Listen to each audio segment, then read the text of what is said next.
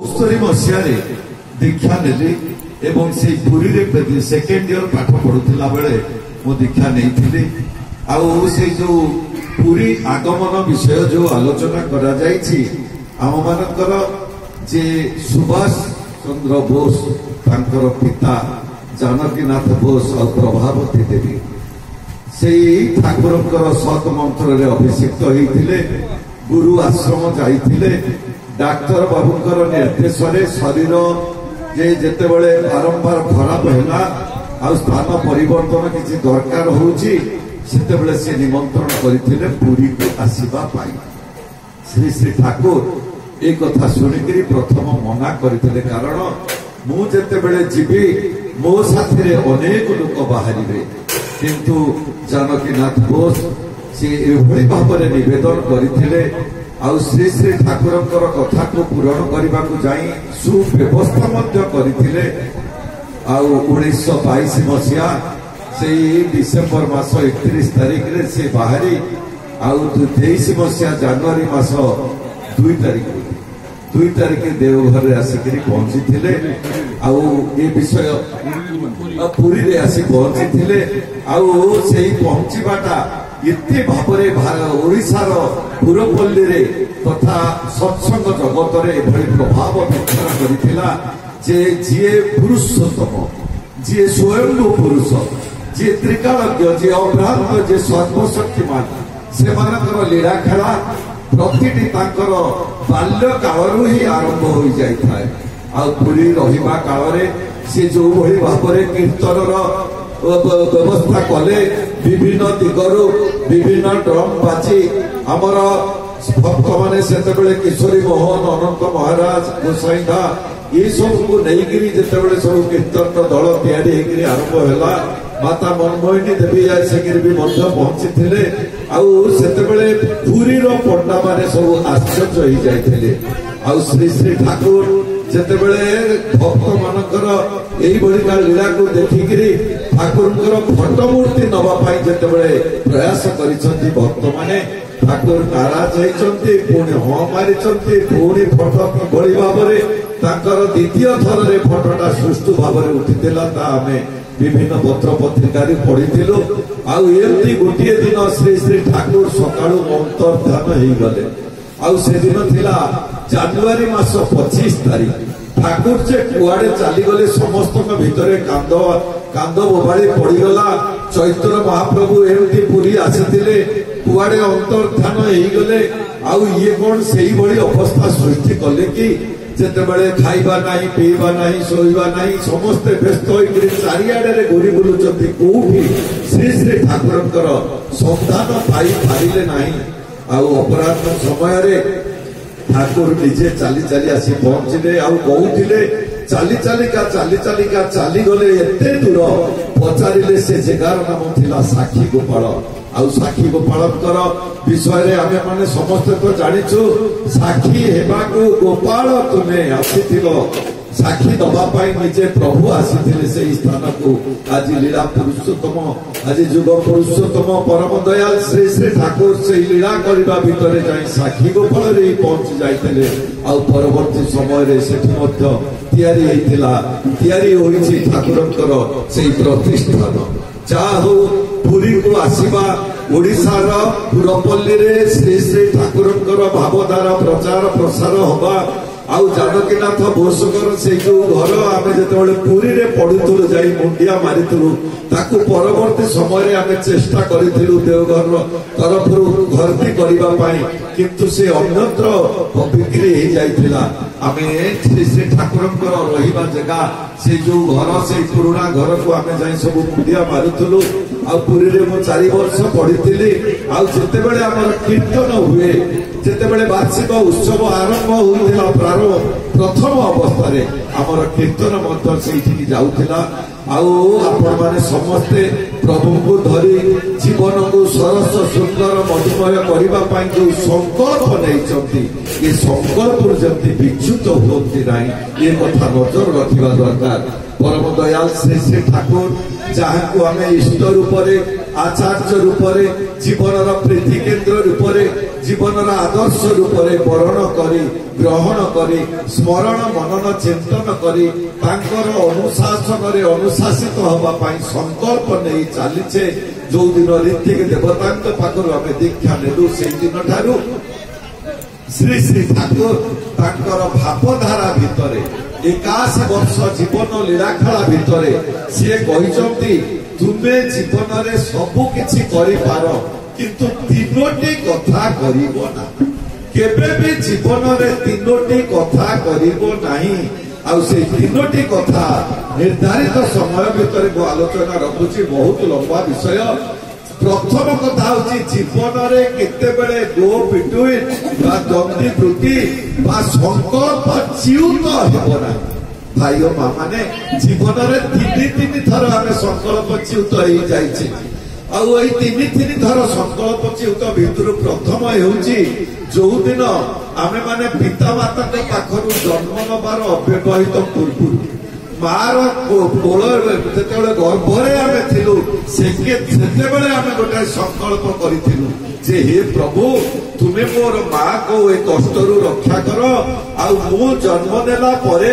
एई पाद देइकरी तुमर तीर्थ जीवी एई आखि देइकरी तुमको दर्शन करिबी एई हाथ देइकरी तुमर प्रतिष्ठार कार्य करिबी किंतु जेतेबेले माँ कोलरू भूमि को स्पर्श कलु सेतेबेले कुआ कुआ तुमे किए मु सर्वस्व मायार अधीन हेई गलु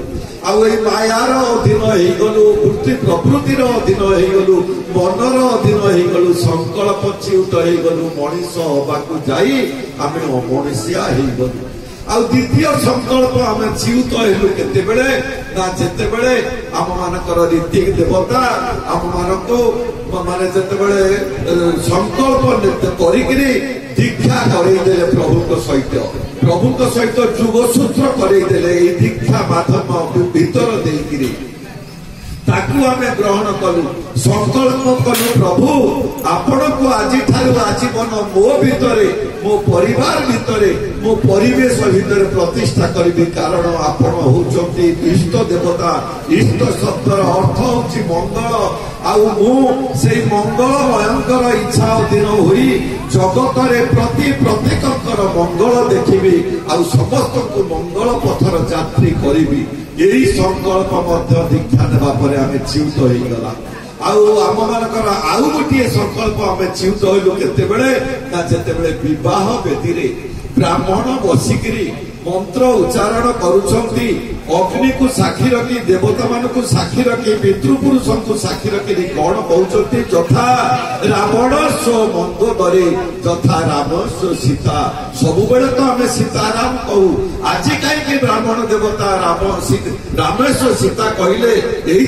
कहले ना हे राम अविवाहित बेले सीता जो भूल भाल करी आसी था त्रुटि विच्युति करी तुमे तुम गुण क्षमा दे तुम जीवन अवशिष्ट समय आउ वैवाहिक ठारू शेष जीवन पर्यंत तांको सहधर्मिणी करी सुखरे शांति आनंद रहिबो हे रावण मंदोदरी जदि किछि भूल करिथाए एही कथा कोआ जाइथिला किंतु आजिकाली समाज को आपण देखंतु विवाह होचंती आज 2 मास परे संकल्प च्युत सुंदरी हो धन संपत्ति कम आनी था पुअर मन सहित झीर मन न मिलू आउ उभय तो आगुरी मन अन्य मानक दे दौरान यही परिप्रेक्षी में जितेबाला आम संकल्प च्युत हो गलु से पुरुषोत्तम निजे जन्म ग्रहण करी लीला खेला करी आम मानक भितर से धर्म पथ से नीति आदर्शर पथ आउ से सत्र पथ को शिखई दे बुझे दे से पथरे आगे देले देख मनीष जदि संकल्प च्युत है से अमनीषिया हो से अविवेकी हो से धर्मचित्त हो से निष्ठाहरा हो से अहंकारी हो से पाप पथर यात्री हो तेणु साधु सावधान आउ द्वितीय कथा से कहले के संकल्प च्युत हम ना द्वितीय कहले प्रतिलोम विवाह केबे करिबो नाही जीवन रे प्रतिलोम विवाह माने उच्च वंशर झियो निम्न वंशर पुओ को केबे विवाह करिबो नाही ठाकुर गोटाई बाणी देई कहउचंती उच्च घररू झियो नेई देलु निम्न बरे বংশ মরে লক্ষ্মী ছাড়ে রাষ্ট্রে আঘাত পড়ে পুরুষোত্তমଙ୍କର কথা কেবে ভুল নুহ ଆପଣ ମାନେ ଦେଖନ୍ତୁ ଇନ୍ଦିରା ଗାନ୍ଧୀ ପରିବାରର କଣ ଅବସ୍ଥା ଆଜି ଶହ ଶହ ଆମ ଘର ପାଖରୁ ହାଫ କିଲୋମିଟର ଦୂରରେ ଗୋଟିଏ ବ୍ରାହ୍ମଣ ଘରର ଝିଅକୁ ଇଚ୍ଛା ପ୍ରବଳ କରି ଗୋଟିଏ ଖଣ୍ଡାୟତ ଘରର ପୁଅଟିଏ ବିଭାଘର ହେଇଗଲା ଏବଂ ଏବେ କ୍ୟାନ୍ସରରେ ସେ ମରିଗଲା ହା ହୁତାଶ ହେଇଗଲା ତାର ପରିବାରର ବଂଶ ମରେ ଲକ୍ଷ୍ମୀ ଛାଡେ ରାଷ୍ଟ୍ରେ ଆଘାତ ପଡେ ଉଚ୍ଚ ଘରରୁ ଝିଅ ନେଇ ଦେଲୁ ନିମ୍ନ ବରେ ପୁରୁଷୋତ୍ତମ ଆସିକିରି କହିକିରି ଯାଉଛନ୍ତି ତୁମେ ମାନେ ଯୋଉମାନେ ସତ୍ ମନ୍ତ୍ରରେ ଅଭିଷିକ୍ତ ହେଲ ତୁମେ ଯାହାକୁ ମଥାରେ ବହନ କରି ଗୁରୁଙ୍କ ଜୀବନ ଯାପନ କରିକିରି ଚାଲିଲ ଲୋକ ଲୋକାନ୍ତରରେ ପହଞ୍ଚି ଦିଅ ସତ କଣ ଅସତ କଣ ଭୁଲ କଣ ଠିକ କଣ ଲୋକଙ୍କ ପାଖରେ ପହଞ୍ଚେଇ ଦିଅ କାରଣ ତୁମେ ଯଦି ପ୍ରତ୍ୟେକ ଘରକୁ ନ ଯାଅ ସେଇ ଘରର ଝିଅ ବ୍ରାହ୍ମଣ ଘରର ଝିଅ ଧର ଶୂଦ୍ର ଘରର ପୁଅ ସାଙ୍ଗରେ ପଢିକିରି କଲେଜରେ ପଢିଲା ଅଫିସରେ ଚାକିରି କଲା ବାପା ମାଙ୍କୁ ପ୍ରସ୍ତାବ ଦେଇଦେଲା ବିଭାଘର ଇଏ ହଉଛି ଅଜ୍ଞାନତା ଆଉ ଅଜ୍ଞାନତା ହଉଛି ଦୁଃଖର କାରଣ ବିଧିର ବିଧାନକୁ ଆମକୁ ମାନିକିରି ଚଳିବାକୁ ପଡିବ ସେଇଥିପାଇଁ ତ ଦେଶର ଭିତରେ ଆଜି ଅପଗଣ୍ଡ ସନ୍ତାନ ମାନେ ବେବୁରିବା ସନ୍ତାନ ମାନେ ଆଉ ଅମାନିଆ ସନ୍ତାନ ମାନେ ଜନ୍ମ ହେଇକରି ବାପ ମାଙ୍କର ଦୁଃଖର କାରଣ ହଉଛନ୍ତି ତେଣୁ ଜୀବନରେ ପ୍ରତିଲୋମ ବିବାହ କେବେ କରିବ ନାହିଁ ଆଉ ତୃତୀୟରେ କହୁଛନ୍ତି ଯେ ଇଷ୍ଟଙ୍କୁ ସମର୍ପଣ ନ କରି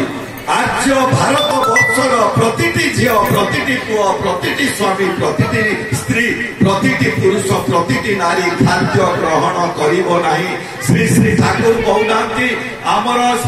ଲୀଳା ପୁରୁଷୋତ୍ତମ ଭଗବାନ ଶ୍ରୀକୃଷ୍ଣ ବି ଏ କଥା କହିଛନ୍ତି ମୋତେ ସମର୍ପଣ ନ କରି ଯିଏ ଖାଏ ମୋ ଧନ ଚୋରି କରି ଖାଏ ସେ ଚୋର ତେଣୁ ଶ୍ରୀ ଶ୍ରୀ ଠାକୁର ଆମମାନଙ୍କ ଭିତରେ ଦେବତ୍ୱକୁ ପ୍ରତିଷ୍ଠା କରିବା ପାଇଁ ଆମ ଭିତରେ ଥିବା ଲୁଚି ଯାଇଥିବା ହଜି ଯାଇଥିବା ଯୋଉ ସତ୍ ଗୁଣକୁ ପ୍ରସ୍ଫୁଟିତ କରି ତୋଳିବା ପାଇଁ এই ইষ্ট বৃত্তি প্রয়োগ কলে ইষ্ট বৃত্তি হচ্ছে জীবনর রক্ষা কবচ ইষ্ট শব্দর অর্থ মঙ্গল আর বৃত্তি মানে ভরণ গোটিয়ে আর্য হিন্দু পরিবার রাতি পাই যাই সূর্য উদয়ের অস্ত অব্যবহিত পূর্বরু সে হাত মুহ ধোইকি পবিত্র ভাবে তার গুরু তার ইষ্ট তার আচার্যঙ্কর উদ্দেশ্যে সমর্পণ করে ধোই সারি নিজে চা খাইব জলখিয়া খাইব পান খাইব এই কথা যে ন করে সিয়ে সংসার ভিতরে কেবে সবু দিগরু ভাল মনিষ হই পারিব নাই বাপা হিসাবে ভাল হইপারে ভাই হিসাবে ছকি মরা হব স্বামী হিসাবে ছকি মরা হইব সাঙ্গ হিসাবে ছকি মরা হইব তেণু গুরুଙ୍କୁ যেতবে আমি কহু জন্ম জন্মান্তরর কলুষ কালিমাসী আমার হরণ করে নেইথান্তি সেইপাই হরি তেণু তিনোটি কথা জীবନରେ ন କରିବା ପାଇଁ প্রভু କହିଛନ୍ତି ଆସନ୍ତୁ ପ୍ରଭୁଙ୍କ ପାଖରେ ପ୍ରାର୍ଥନା ଜଣାଏ ଯିଏ ସହଜ ସରଳ ଭାବରେ ତାଙ୍କୁ ଗ୍ରହଣ କରି ଜୀବନକୁ ଅତିବାହିତ କରିଥାଏ ସେ ଈଶ୍ୱରଙ୍କର ରାଜ୍ୟ ଭିତରେ ଥାଏ ଯିଏ ବାରମ୍ବାର ଶୁଣିକିରି ନିଜର କାମର ଅଧୀନ କ୍ରୋଧର ଅଧୀନ ଲୋଭର ଅଧୀନରେ ରହେ ସେ ଶୈତାନର ଇଲାକା ଭିତରେ ବସବାସ କରୁଥାଏ ବିଚାର ଆଜି ଆମ ଉପରେ ଆମେ ମଣିଷ ହୋଇ ସ୍ରଷ୍ଟାଙ୍କର ଶ୍ରେଷ୍ଠ ସୃଷ୍ଟି ହୋଇ ଧର୍ମ ପଥର ଯାତ୍ରୀ ହବା ନା ଅଧର୍ମ ପଥର ଯାତ୍ରୀ ଛଟପଟ ହେଇ ଜୀବନକୁ ହା ଉଦାସ କରି ତୋଳିବା ବନ୍ଦେ ପୁରୁଷୋତ୍ତମ ଜୟ ଗୁରୁ।